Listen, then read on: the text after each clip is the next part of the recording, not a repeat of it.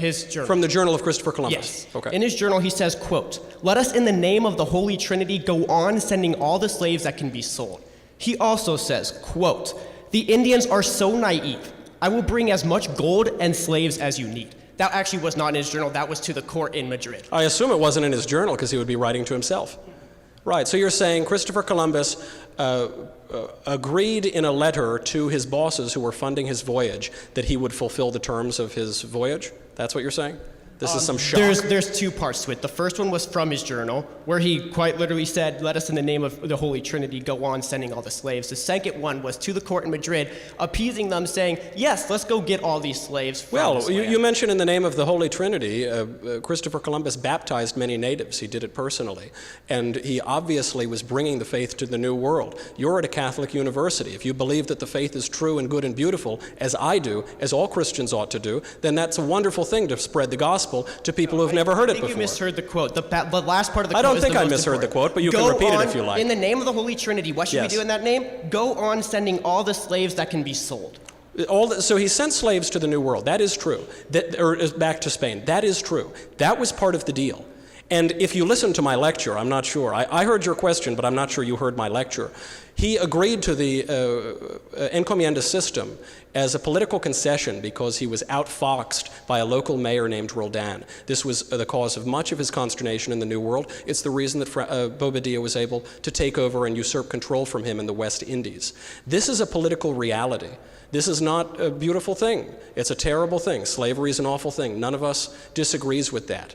But for us now, as people who have benefited, all people of the whole world who have benefited from the greatest country, the most profitable, the most charitable, the most equitable, the most just, the one that allows you to stand there and ask me that question, for us to spit on that man who made all of it possible because he made some moral concessions in order to take the most ambitious voyage at that time in the history of man is so bizarrely ungrateful. It is so ignorant of historical and political realities as to be naive and sophomoric.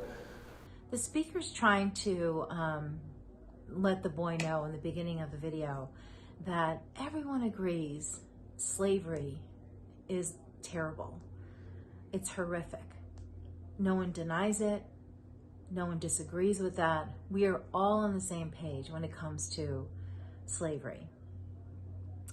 But the speaker's trying to explain that to, goes on to say, like, for now, we've benefited from the greatest country in the world, the most charitable, the most equitable, and a country that this boy has the freedom and the right to even stand there and ask this question. That's what the speaker was trying to convey to the boy is, if you are looking to, just spit on this man, to disregard him, to get rid of the memory, to not honor him, this person who had to make a moral concession to take that voyage, it's something he had to do as part of the contract that he had, is ungrateful, and in the political and historical arena, it's ignorant and it's ungrateful. And I agree with the speaker's point, because there is so much in history that we should learn from, not erase it, not get rid of it. We should learn from it. And to pinpoint to get rid of Columbus because he was involved with slavery, then we should get rid of Democrats, because Democrats had slaves, right? I mean, you could really dive into this layers by layers, but they're so selective on who and what they want to erase from the history of our country.